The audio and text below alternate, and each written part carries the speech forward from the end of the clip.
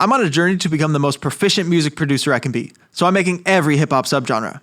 Hey, before we get started, please like the video, subscribe to the channel, hit that little notification bell so you're reminded when the next video drops.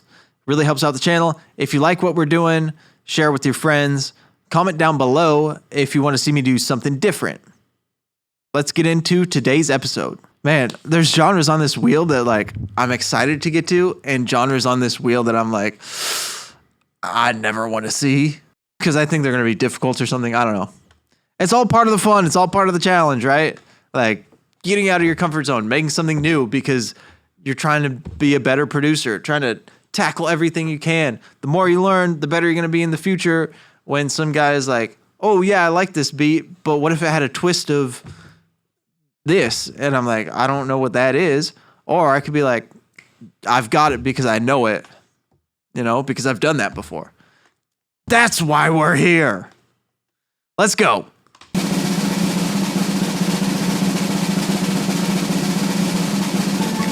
Okay, gangster rap. Sweet. All right, let's talk about gangster rap. What is it? Where did it come from? And how did we get to where we are in 2025? Before I go into the exact history, I want to just talk about what makes up a gangster rap song and how it's defined. Gangster rap song is primarily based on the lyrics. Lyrics about guns, violence, drugs, just their whole lifestyle that they're growing up around. And that's really what made up the early stuff, is they just wanted to rap about their life, what's going on around them.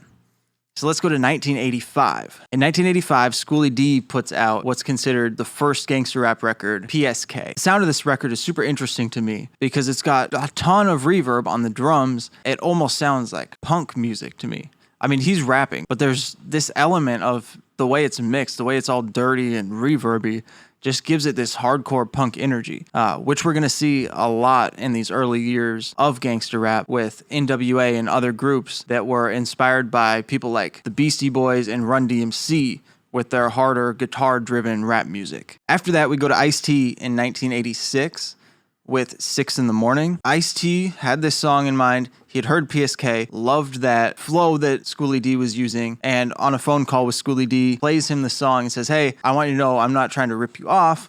Is it okay if I release this? And Schoolie D says, I love this song. This is great. Basically, it gives him his blessing to release it. Then in 1987, we get Boogie Down Productions' 9mm Goes Bang. Boogie Down Productions was founded by KRS-One and DJ Scott LaRock, but the other members of the group changed quite a bit over time, KRS-One being the one constant member of the group. But moving on from there, we get Eazy-E with Easy Does It, and then we get the formation of NWA. NWA could get their own video, and I will link some videos below that go more in depth with their catalog and their history, because I could spend 20 minutes just talking about them, all the controversies they ran into, the F the police moment, all of that being influential to the whole gangster rap scene and just rap in general with censorship and all of that going on at that time. As we move through the 90s, of course, we get Tupac, Biggie, we get Ice Cube's solo work after NWA, we get Jay-Z, and then we get Snoop Dogg, who really ushered in the G-Funk sound, and that will be its own video, so I'm not going to touch too much on the G-Funk sound, just that him and Dr. Dre in the early 90s putting out this brand new sound with a little more laid back and less heavy hitting than the earlier gangster rap stuff, but similar lyrical content. In the 2000s, we get 50 Cent and G-Unit probably being the most popular of the gangster rap groups at the time, but we also get like Clips and Pusha T moving on and doing his solo stuff. And we get other artists like all in this mafioso, more coke rap lane. People like Rick Ross and Meek Mill making that sound popular more in the 2010s. And then we get drill, which really became the prominent gangster rap sound from the 10s until right now, where it's still really prominent. Of course, there is a lot of information on this online and books and documentaries that you can check out. I'm going to link a bunch of that below. I really liked Professor Sky's video on this, where he talks about a couple of books and teaching tools that he's going to be using, where he's teaching a class on the history of gangster rap, which I would love to take a class like that. That'd be super fun. But I'm going to link that below too, so you can check that out and get his recommendations on books and whatnot. With that, let's try and make something. All right, we're here in Logic, And there's so many different sounds in gangster rap, so I'm just going to focus on one. I'm going to try and go for that late 80s, early 90s NWA sound. So I've got a sample that I want to pull in. Syl, or I think it's pronounced S-Y-L, Syl Johnson, Stepping Out.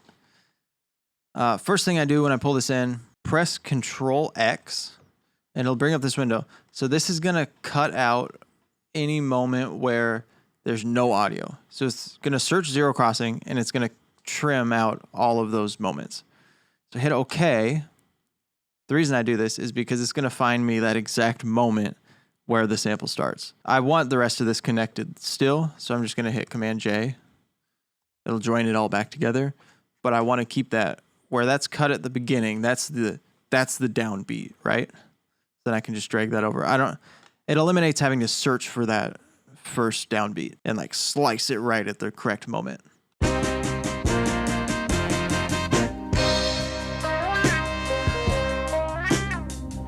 Okay, so here's a loop I want to use.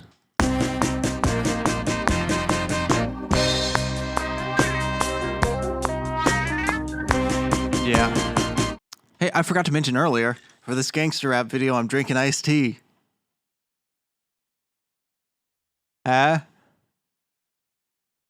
Iced tea.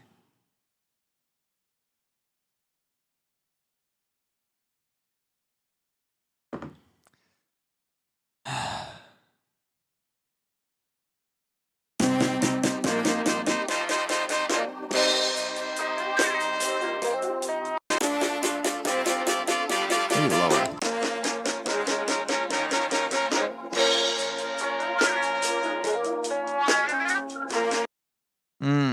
Let me duplicate this. I just want to have this on a new channel. Okay. Try this.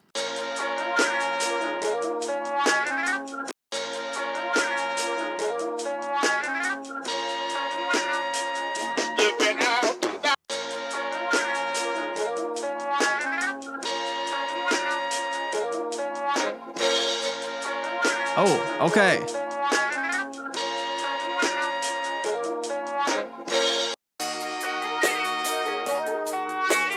All right, let me get some drums pulled in. I like these drum sounds. Take this and pull it. There we go. Put it into Quick Sampler. There. So now the drums are sliced on each drum hit, and I can play it on the MPC.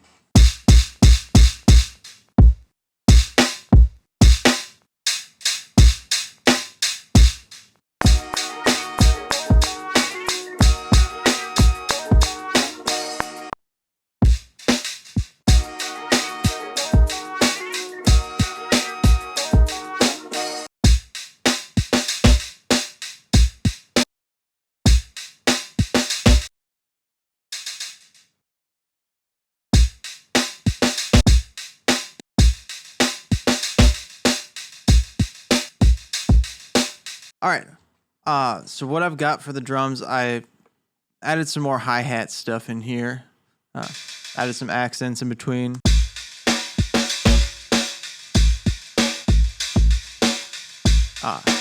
I put Quick Sampler on follow tempo, and then I put it on half speed.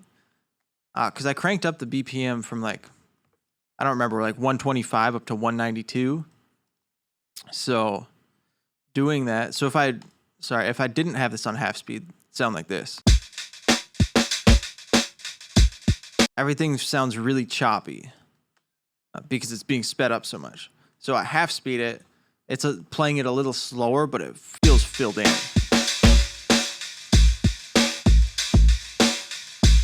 I brought up the drive a little bit as well. I brought the pitch down one.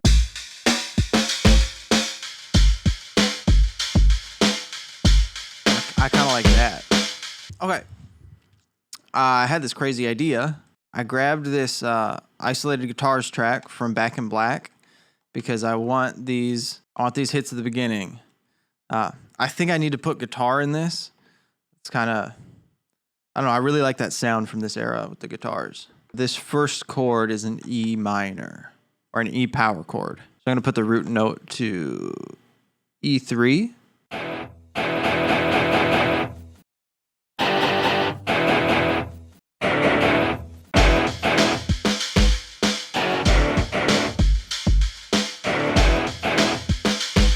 going to play this and figure out what key to move this to.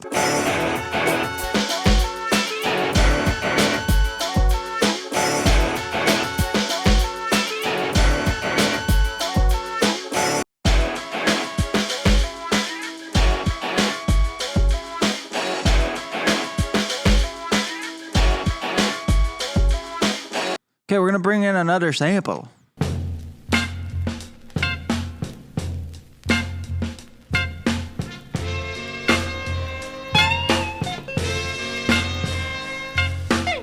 Dude, I feel like it could just be this. This is so sick.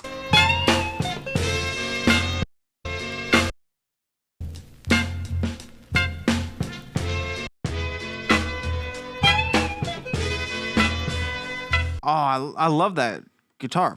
The blink, blink, blink, blink. That's perfect, man.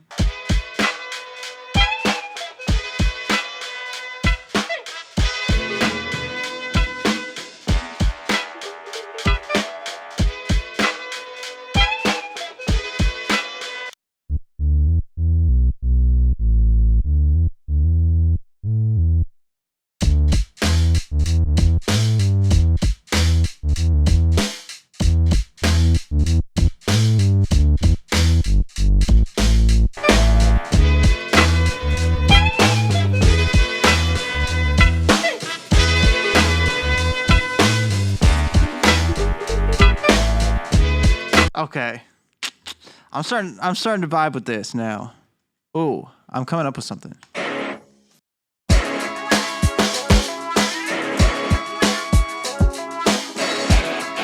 And then not that one.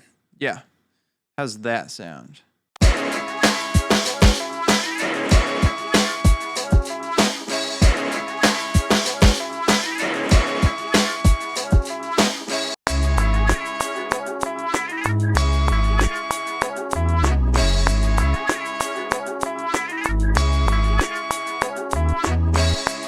All right, I've got 2 solid sections going. Let me structure this out a little bit. I think a lot of these songs start with like a pretty bare intro. So I'll get the guitars going, these guitars, and then maybe just like, maybe this hi-hat.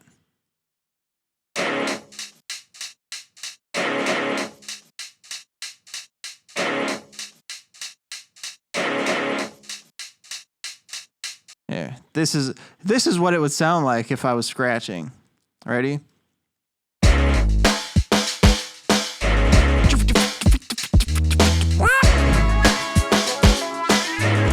So there's your taste of that. I had these drum fills I wanted to bring in.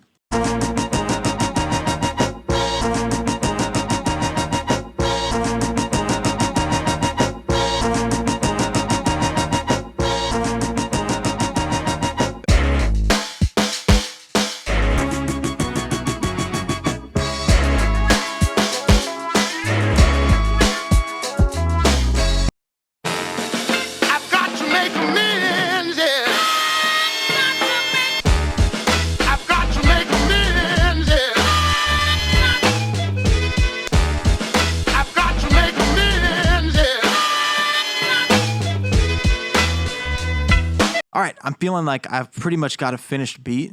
I'm going to do a little mixing, mastering stuff, and then we'll be back to listen to it.